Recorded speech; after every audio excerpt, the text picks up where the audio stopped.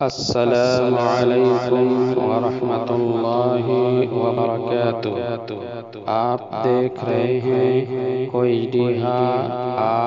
RSN channel.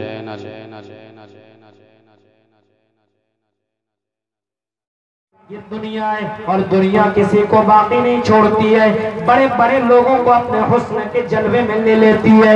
یہ دنیا بڑا خوبصورت اور بڑی حسین و جمیل اللہ تعالیٰ نے بنائی ہے۔ یہ دنیا حسین و جمیل ہے اور اس دنیا کی اس خوبصورتی میں تمہیں پیدا ہونے کی ضرورت نہیں ہے، فدا ہونے کی ضرورت نہیں ہے۔ وَمَا الْحَيَاةُ الدُّنْيَا إِلَّا مَتَاعُ الْغُرُورِ۔ اے لوگوں، تمہیں دکان کی فکر ہے، تمہیں مکان کی فکر ہے، تمہیں بیویوں کی فکر ہے، تمہیں بچوں کی فکر ہے، لیکن تمہیں اپنے ایمان کی فکر کیوں نہیں ہے؟ تمہیں آخرت کی فکر کیوں نہیں ہے؟ تمہارا ایمان ختم ہوتا چلا جا رہا ہے، تمہیں ذرہ برابر اس کی فکر کیوں نہیں ہو پا رہی ہے؟ سماج کے اندر برائی ہونے کی دوسری وجہ یہ ہے کہ ہمیں دنیا کی فکر ہے، ہمیں آخرت کی فکر نہیں۔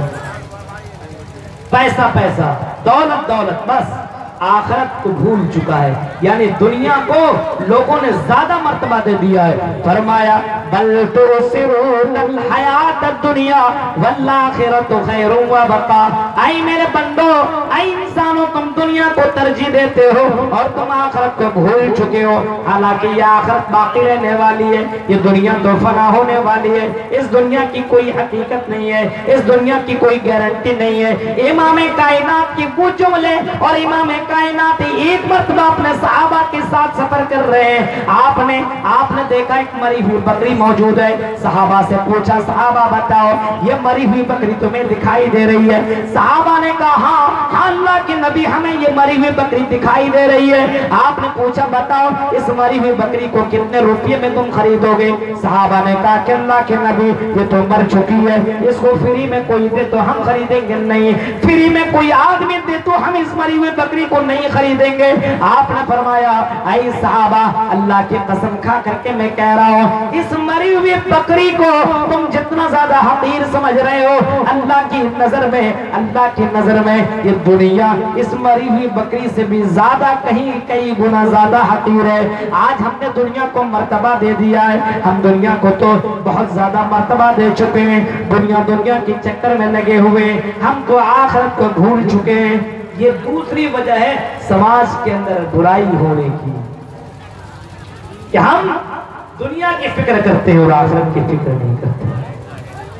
اللہ کے نبی صلی اللہ علیہ وسلم،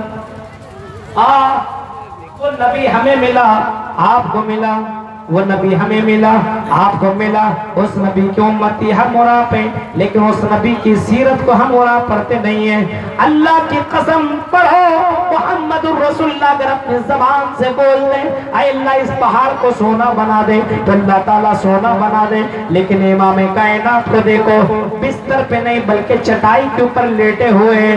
حضرت عمر فاروق آتے ہیں، ان کی نظر پڑتی ہے اور محمد الرسول اللہ کو دیکھتے اور چٹائی پہ محمد الرسول اللہ لیٹے ہوئے ہیں۔ عمر فاروق کہتے ہیں اللہ کے نبی آپ تو ہمارے سردار ہیں۔ آپ نے کہا ہاں، لیکن بتاؤ کیا ہوا، تمہارے چہرے کے اوپر یہ رونق کیوں ختم ہو چکا ہے، تمہاری آنکھوں سے آنسو کیوں گر رہے ہیں؟ حضرت عمر فاروق نے ایسے موقع پہ فرمایا تھا اے اللہ کے نبی، فارس والے، ایران والے مکھمل میں اور قالین میں سویا کرتے ہیں، اللہ کے نبی کیا ہم آپ کے لیے نرم گرم بستر لا کر کے نہ دے دیں، ہم آپ کے لیے قالین لا کر کے نہ دے دیں؟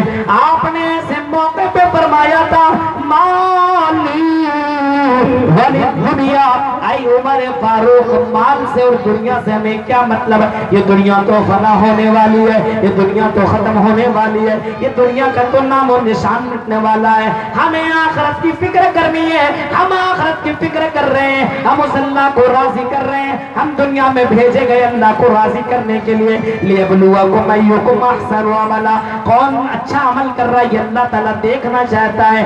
اگر مولوی اچھا عمل کرتا ہے تو اللہ کے نظر میں وہ مولوی اچھا ہے، اگر ایک جاہل انسان اچھا عمل کرتا ہے تو اللہ کی نظر میں گرچہ وہ پورا، گرچہ وہ دکھنے میں کالا ہے، گرچہ وہ دکھنے میں بڑا خوبصورت نہیں ہے، لیکن عمل کرنے کے معاملے میں زیادہ آگے ہے، تو اللہ کی نظر میں وہ بڑا پیارا ہے۔ ان اکرمکم عند اللہ اتقاکم، بالکل اللہ کی نظر میں گورا کالا یہ کچھ نہیں دیکھا جاتا ہے، بلکہ اللہ تبارک و تعالیٰ تو لوگوں کے دلوں کو دیکھتا ہے۔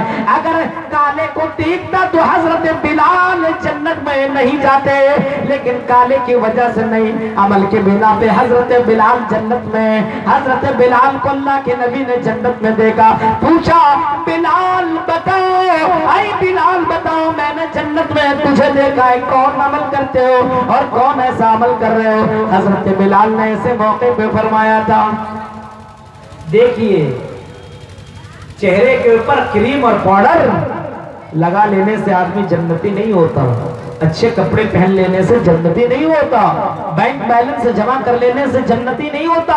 لڑکیاں بہت زیادہ میک اپ کر لے اور سوچے جس طریقے سے دنیا والا ہم پہ فدا ہے، آخرت میں بھی ہماری یہی حالت ہوگی، اور آخرت میں بھی ہم کو کہے گا بڑی خوبصورت ہو، چلو جنت میں۔ نہیں، اگر خوبصورت بنانا ہے تو اپنے دلوں کو تم خوبصورت بناؤ۔ کیوں اپنے چہروں کو خوبصورت بنانے کے چکر میں لگے ہوئے ہو؟ اللہ تبارک و تعالیٰ فرماتا ہے تلفح وجوہہم، اے لوگوں قرآن کی اس آیت کو پڑھتے کیوں نہیں ہو؟ جب لڑکوں کو اور لڑکیوں کو جہنم کے اندر ڈالا جائے گا، تلفح وجوہہم، اور ان کے چہروں کو جھلسایا جائے گا، ان سے چہروں کو جہنم کے اندر ڈالا جائے گا اور ان کے چہروں کو جلایا جائے گا۔ مفسرین کرام نے لکھا ہے کہ چہرے کو کیوں سب سے پہلے ذکر کیا گیا، کہ چہرے کو کیوں جلایا جائے گا؟ سب سے پہلے چہرے کا لفظ کیوں قرآن کے اندر موجود ہے کہ بندے کے چہرے کو سب سے پہلے جہنم کے اندر کیوں ڈالا جائے گا؟ کیا قصور ہے چہرے کا؟ کیا قصور ہے؟ کیوں جہنم کے اندر چہرہ سب سے پہلے جا رہا ہے؟ کیوں چہرے کو جلایا جا رہا ہے؟ مفسرین کرام نے اس کی تفسیر کی ہے۔ مفسرین کرام نے اس کی تفسیر میں باقاعدہ لکھا ہے کہ چہرے کو اس وجہ سے جلایا جائے گا، کسی چہرے کی وجہ سے یہ نماز سے دور ہو گیا تھا۔ اب میک اپ لڑکیوں نے اتنا لگا دیا کہ وضو بنائیں گے تو میک اپ دھل جائے گا، ہاں اتنا میک اپ کر لیا، اب وضو نہیں بنا رہی ہے میک اپ کی چکر میں۔ لڑکوں کو دیکھو، یہ پورا کا پورا داڑھی چھلا کر کے گھوم رہا ہے، یہ چہرے کو خوبصورت بنایا کیوں؟ تاکہ کوئی لڑکی ہم سے محبت کر لے، کوئی لڑکی ہم سے باقاعدہ عشق کر لے، کسی سے ہمارے رابطے ہو جائے۔ اتنا ہینڈسم بن کر کی چہرہ خوبصورت بنایا، حالانکہ حدیث کے الفاظ ہیں ان اللہ لا ينظر الى صورکم واجسامکم، اے دنیا کے لوگوں اللہ تیرے چہرے کو نہیں دیکھتا ہے، اللہ تیرے کپڑے کو نہیں دیکھتا ہے، اللہ تیری خوبصورتی کو، تیرے مکان کو، تیری دولت کو نہیں دیکھتا ہے، بلکہ اللہ تعالیٰ تیرے دل کو دیکھتا ہے۔ تم اپنے دلوں کو خوبصورت کیوں نہیں بنا رہے ہو؟ تم اپنے چہرے کو اتنا خوبصورت بنانے کی چکر میں لگے ہوئے ہو، یہ خوبصورتی قیامت کے دن تمہیں کام آنے والے نہیں ہے۔ اور آئی میری بہنوں، اگر تم میری باتوں کو سمجھ رہی ہو اور سمجھ پا رہی ہو تو سنو، جب تک تم خوبصورت ہو یہ لڑکے تمہیں دعوت دے رہے ہیں، یہ لڑکے تمہیں اپنے طرف بلا رہے ہیں، اور جب یہ خوبصورتی کم ہو جائے گی، جب جوانی کم ہو جائے گی، جب بڑھاپے کی تم دہلیز میں چلے جاؤ گے تو تمہیں کوئی پوچھنے والا نہ ہوگا۔ یہ برا کام کرنے سے پہلے کم سے کم سوچو اللہ کے سامنے میں کیا جواب دوں گی؟ کیوں نہیں تم آخرت کی فکر کر رہی ہو؟ اور اے جوانوں کیوں نہیں تمہارے دلوں کے اندر آخرت کی فکر ہے؟ یہ دنیا کی فکر لگی ہوئی ہے۔ فرمایا فاتقوا الدنیا، اے لوگوں دنیا سے بچو، دنیا سے بچتے کو نہیں ہو، یہ دنیا تو لوگوں کو اللہ سے دور کر دینے والی ہے۔ وَمَا الْحَيَاةُ الدُّنْيَا إِلَّا مَتَاعُ الْغُرُورِ، تو دوسری چیز آخرت کی فکر نہیں ہے، دنیا کی فکر ہے، دکان کی فکر ہے۔ ابھی سوئیں گے الارم لگا لیں گے، صبح پہ اٹھنا ہے، دکان جانا ہے، کھولنا ہے، یعنی جس دکان سے تمہاری یہ دنیا چل رہی ہے، ہاں پیسہ کما رہے ہو، لیکن کتنا پیسہ کما لو جنت کو خرید نہیں سکتے ہو۔ جنت کو خریدنے کے لیے صبح سویرے تمہیں اٹھنا ہے، الصلاۃ خیر من النوم کی الفاظ کو تمہیں لبیک کہنا پڑے گا۔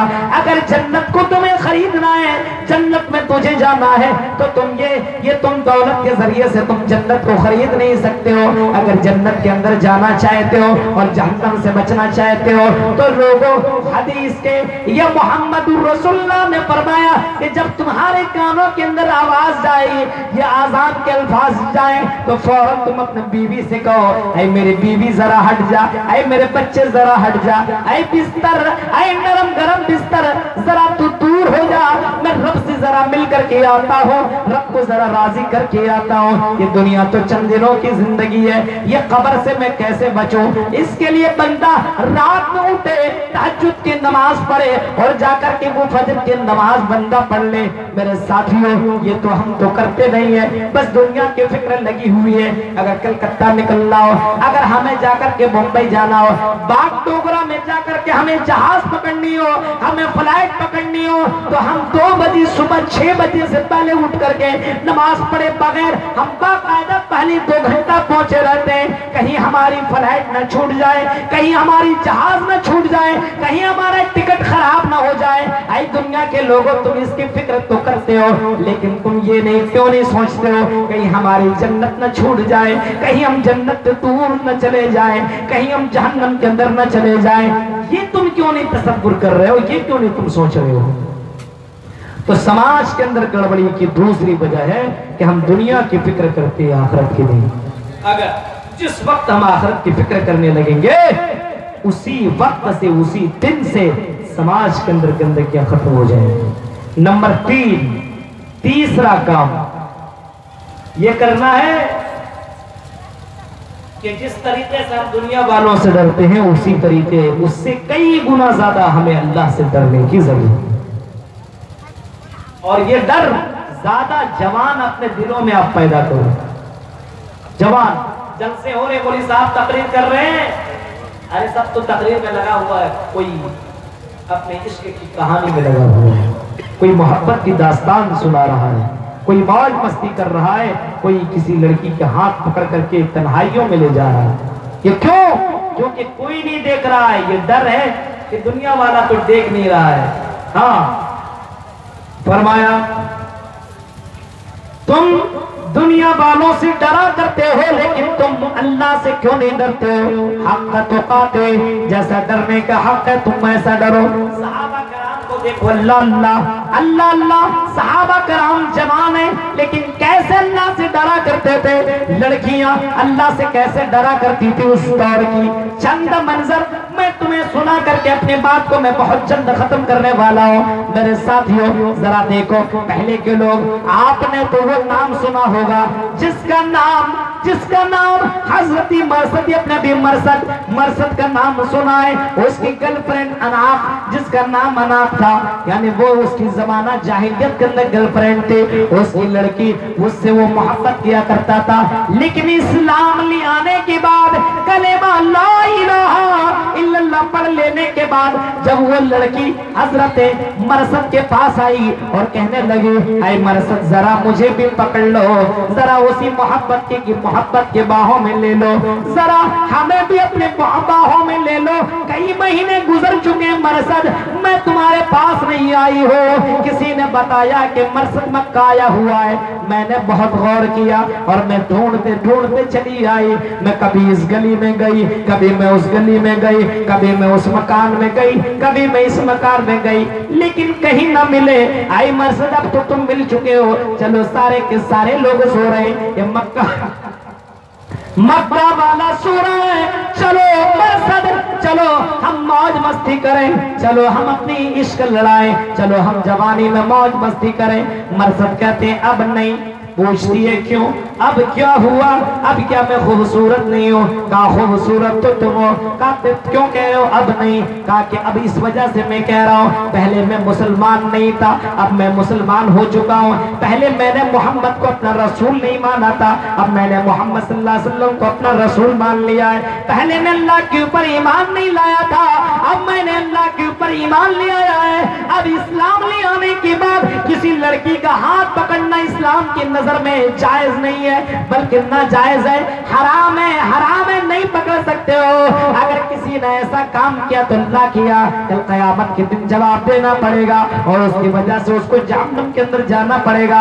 लड़की कहती है मरसद क्या कह रहे हो? आई मरसद, अभी तो मोहम्मद भी मौजूद नहीं है, मोहम्मद के साथी भी मौजूद नहीं है, चलो हम इश्क लड़ाते हैं, चलो हम मौज मस्ती करते हैं। हजरत मरसद ने ऐसे मौके पे जो जुमले कहे थे, आई लोगों और आई किशनगंज के जवानों, आज तुम्हें ये कहने की जरूरत है, ऐ लड़कियों जरा हट जा, जरा हट जा, मैं तो अब्दुल्ला हूँ, मैं तो अब्दुल रहमान हूँ, मैंने मोहम्मद रसूलुल्लाह को अपना रसूल माना है। गर्चे ये मौलवी हमें नहीं देख रहे हैं, पुलिस हजरात नहीं देख रही है और ये आवाम हमसे नहीं देख पा रही है, लेकिन कम से कम अल्लाह तो हमें देख रहा है। मरसद ने कहा, आई अनाक, तुम कह रही हो, तुम्हारा ये अल्फाज है, तुम कह रही हो कि मोहम्मद नहीं देख रहे हैं, सहाबा नहीं देख रहे हैं, लेकिन हमारा अकीदा ये है कि वो अल्लाह अर्श के ऊपर होते हुए फर्श की तमाम चीजों की खबर रखता है।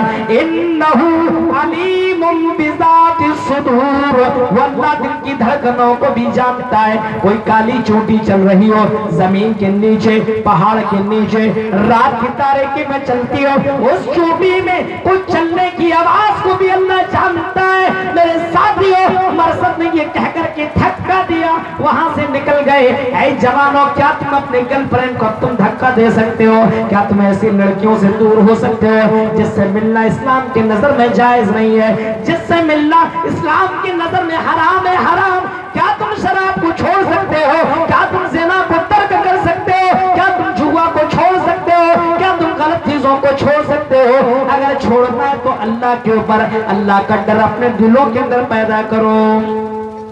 ये लड़कियों, क्या तुमने हजरत फातिमा की सीरत रज़ी अल्लाह ताला अन्हा की सीरत आपने नहीं पढ़ी? ओ लड़कियों, ने खूबसूरती दिखाने वाली हो, मेकअप करके जलसों में चलने वाली हो, बाजारों में अपने हुस्न की जलवी बिखेरने वाली हो, क्या तुमने हजरत फातिमा की सीरत को नहीं पढ़ा? इमाम कायनात की बेटी की सीरत को नहीं पढ़ा? इमाम कायनात की बेटी को देखो, अल्लाह अल्लाह, नबी की बेटी है, वो तो कह सकती है, वो तो कह सकती थी कि मैं तो नबी की बेटी हूँ, मैं तो जन्नत में चली जाऊंगी, मुझे तो मेरे बाप बख्शवा देंगे, मुझे क्या जरूरत है पर्दा करने की, मुझे क्या जरूरत है इबादत करने की, मुझे क्या जरूरत है तहज्जुद पढ़ने की, मुझे क्या जरूरत है कुरान की तिलावत करने की। लेकिन तसव्वुर करो, देखो हज़रत फातिमा की सीरत को पढ़ो।